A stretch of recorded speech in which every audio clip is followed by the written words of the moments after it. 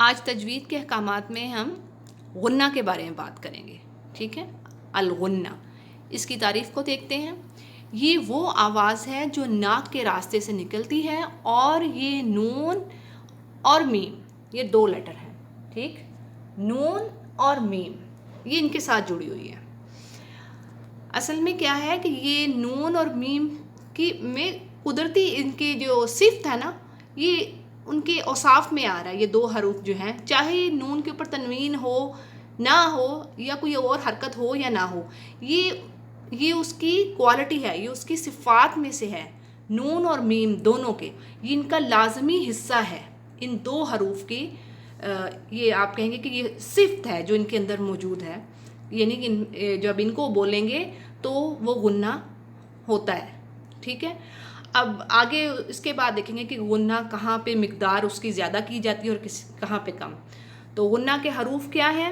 غنہ کے حروف، اس کے حروف نون اور میم، یاد رکھنے ہیں ہمیشہ۔ نون اور میم یہ دو حروف ہیں غنہ کے، ٹھیک ہے۔ اور اس کا مخرج، غنہ ناک کے سوراخ سے ادا ہوتا ہے اور جو منہ کے اندرونی حصے سے جا ملتا ہے، یعنی کہ اگر آپ جیسے میں آپ کو ایک مثال کے طور پر سمجھانے کے لیے بات بتا رہی ہوں، اگر آپ ناک بند کر کے غنہ نکالنے کی کوشش کریں خالی منہ سے، اپنی زبان یا منہ کے اندر سے جو اگر آواز نکالیں، کبھی بھی نہیں نکلے گی۔ یہ 50% ناک سے آئے گی آواز اور 50% منہ سے آئے گی۔ نون اور میم کا مخرج تو آپ کو پتہ نا، نون جو ہے جو اس کا مخرج ہے وہ زبان کی نوک سے، طرف اللسان کہتے ہیں، زبان کی نوک سے جا کے وہ ٹچ کرتی ہے اگلے والے دانتوں کو، تو وہاں سے یہ نون جو ہے وہ ادا ہوئے گا۔ اور میم جو ہے وہ دونوں جو آپ کے لپس ہیں، وہ جیسے آپ بند کریں گے تو وہ میم ادا ہوگا۔ ان کا مخرج تو یہی ہے، لیکن غنہ جو ہے وہ ان کی صفت میں ہے، وہ ان کی قدرتی صفت ہے، یعنی کہ غنہ کے بغیر یہ ادا ہی نہیں ہو سکتے۔ آپ ناک بند کر کے نون اور میم کو ادا نہیں کر سکتے۔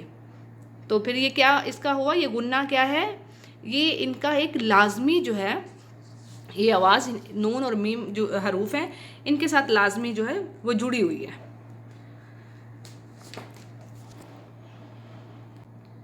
جی تو اب دیکھتے ہیں مراتب الغنہ، یعنی غنہ کے درجات۔ اب سب سے پہلے کیا آ رہا ہے؟ اکمل، یعنی سب سے جس کا جو ہائر لیول ہے، سب سے زیادہ جو کھینچنا ہے جہاں پہ آواز کو، وہ اس کو کہیں گے اکمل غنہ۔ دوسرا کاملہ، اس کا جو مقدار ہے وہ پہلے سے کم ہوگی، یعنی اکمل سے کم ہوگی اس کی بھی زیادہ، لیکن اکمل سے کم۔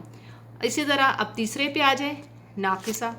یہ ناقصہ کی ان دونوں سے کم ہوگی، یعنی کہ اکمل اور کاملہ کی سب سے زیادہ اور ناقصہ کی اس سے کم۔ اور نیچے آ جاتا ہے انقد، اس کا ہے نہ ہونے کے برابر، مطلب اس میں غنہ بالکل بہت ہی کم۔ سب سے جو ہائر لیول آ رہا ہے کون سا ہے؟ ہائیسٹ اکمل، پھر کاملہ، پھر ناقصہ اور پھر انقد۔ اچھا یہ دیکھیں، یہ جو غنہ کے مراتب ہیں ان کو سمجھنے کے لیے، ذرا آسانی کے لیے میں نے آپ لوگوں کے لیے ایک اس طریقے سے اس کو ایک چارٹ سا کہہ لیں یا سیڑھی سی کہہ لیں، یہ بنا دی ہے۔ یہ آپ دیکھیے، اور آپ نے کاپیز پہ اسی طرح، نوٹ بک پہ اسی طرح آپ نے اس کو کرنا ہے، ٹھیک ہے، اسی طرح بنا کے پیج پہ۔ اور کیونکہ اس کا وجہ کیا ہے، یعنی کہ ہمیں یاد رکھنے کو آسانی ہے، سہل طریقہ ہے ذرا، بس اور کوئی ایسی ریزن نہیں ہے، ورنہ تو نمبرنگ کے ساتھ بھی ہم کر سکتے ہیں۔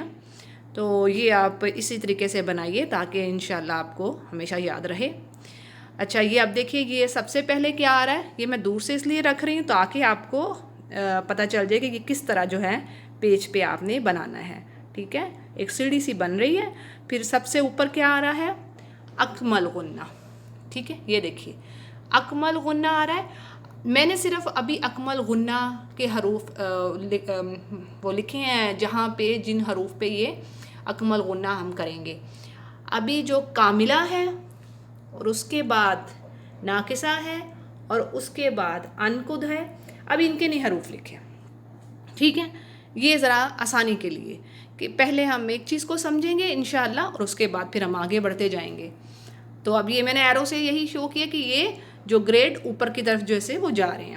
اچھا آپ دیکھتے ہیں اکمل غنہ میں کیا کیا آ رہا ہے.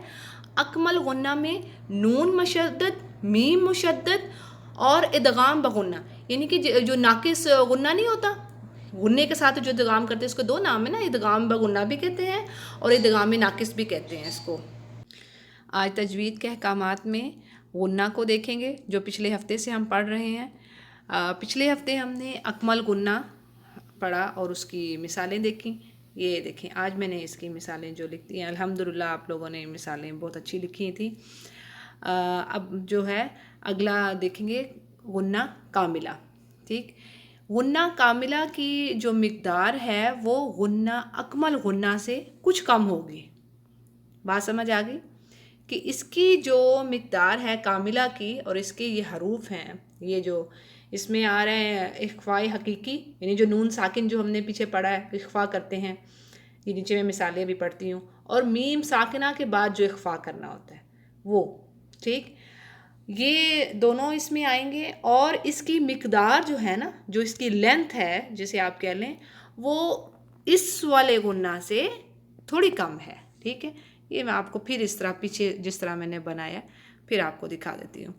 تو اب اس میں اخفاء حقیقی، اس میں کون کون سے غنہ کاملہ میں کون کون سے آئیں گے رولز.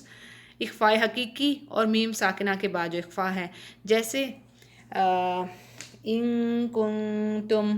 ٹھیک ہے، اس پہ غنہ کر رہے ہیں نا، آواز آ رہی ہے.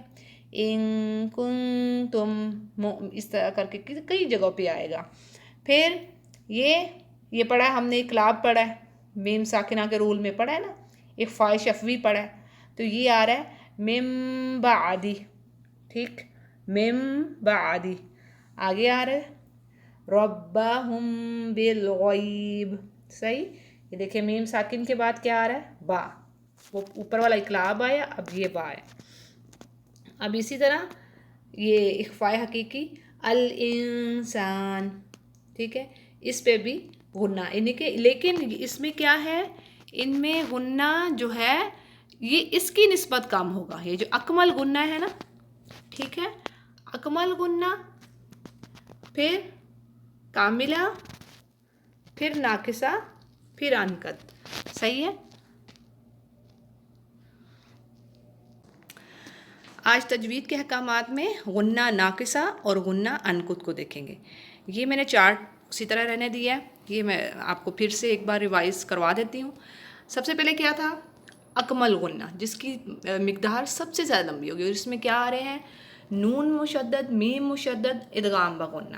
ٹھیک ہے، یہ نیچے مثالیں لکھی ہوئی ہیں اس کی. اب آگے کیا ہے؟ غنہ کاملہ، غنہ کاملہ میں کیا آ رہا ہے؟ اخفاء حقیقی، اس میں میم ساکنہ کے احکامات آ رہے ہیں، اقلاب آ رہا ہے. صحیح ہے، یہ دیکھ لیجئے. اب آگے کیا ہے؟ غنہ ناقصہ اور غنہ انقد. اب ان میں کیا چیز ہے؟ اظہار ہم نے پڑھا ہے نا، جب بھی حروف حلقی آئیں گے، 6 حروف حلقی آ جاتے ہیں نون ساکن کے بعد یا تنوین کے بعد. پھر سے دہراتی ہوں، جب بھی حروف حلقی میں سے کوئی حرف آ جائے، جو 6 حروف ہیں حروف حلقی کے، ان میں سے کوئی حرف آ جائے تنوین یا نون ساکن کے بعد، تو کیا ہوگا؟ اظہار. پھر ہم اس پہ غنہ نہیں کرتے، ٹھیک ہے نا، اس پہ ہم اظہار کر دیتے ہیں، نون کو یا تنوین کو کلیئر کر دیتے ہیں، اس کو چھپاتے نہیں. صحیح ہے. اور اسی طرح اظہار شفوی بھی اسی میں آئے گا. اب اس کی مثالیں میں آپ لکھی ہوئی آپ کے لیے، آپ دیکھ لیجئے. جیسے یہ علیکم عذاب، آپ دیکھیں اس میں کیا ہے، اس میں جو ہے میم ساکن ہے، اب اور آگے کیا آ رہا ہے؟ آئین ہے. اس کے با کے اس میں تو اظہار شفوی میں یہ ہے صرف با کا ہم نے لیٹر دیکھنا ہے، با کا حرف دیکھنا ہے. اگر با آئے گا تو غنہ، باقی جو مرضی آ جائے. لیکن نون ساکن اور تنوین میں کیا ہے؟ صرف 6 حروف دیکھنے، اس میں 6 ہیں، اس میں صرف با ہے. صحیح ہے، میم میں. اب یہاں پہ کیا آ رہا ہے؟ علیکم عذابہ. نیچے دیکھ لیے من، یہاں پہ من علق، اس پہ ہم غنہ نہیں کر رہے نا، من علق، اس میں ہلکا سا ناقصہ. آپ اور یہ نیچے ایک ہے اموالہم صدقہ.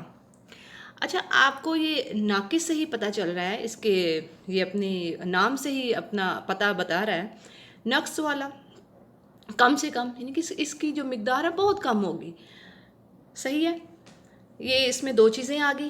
اب آگے آ رہا ہے انقد. ٹھیک ہے، یہ سب سے کم. آج جیسے ہوتا ہے نا اصغرا، اکبرا، افعلا، یعنی کہ جو اور یعنی سب سے افضل، سب سے بڑھ کر، یعنی کہ اس میں یہ جو اب یہ اس کے باپ کی خصوصیت ہے. تو انقدہ یعنی کہ سب سے کم جس کی جو مقدار ہے. اس میں کیا ہے، اس میں نون اور میم متحرکہ ہے. متحرک، اس میں کوئی زیر زبر ہوگی، اس کو کہتے ہیں متحرکہ. ٹھیک ہے، نون اور میم کیا ہے، متحرکہ ہیں. جیسے عاملو نعمت اللہ. تو اس میں جو غنہ کی مقدار آپ یوں کہہ لیں، یعنی کہ آپ اس کو یوں سمجھ لیں کہ اس میں غنہ کی مقدار نہ ہونے کے برابر ہے. مطلب بالکل نہیں.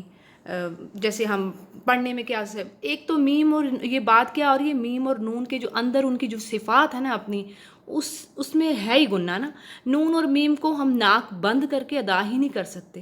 صحیح ہے، یہ ان کی اپنی ایک ایسی صفات ہیں ان دونوں حروف کی جو جدا نہیں ہو سکتی. صحیح ہے، وہ غنہ آئے گا ہی آئے گا. تو بس یہاں پہ سب سے کم. ٹھیک، اور اب یہ دیکھ لیجئے آپ کہ آپ نے کس طرح یہ اس کو سمجھنا ہے. اکمل غنہ سب سے زیادہ، اس سے نیچے کاملہ، اس سے نیچے ناقصہ. اب میں بتا بھی دیتی ہوں کہ آپ کو کہ اس کو کس طرح جو ہے پڑھنا ہے.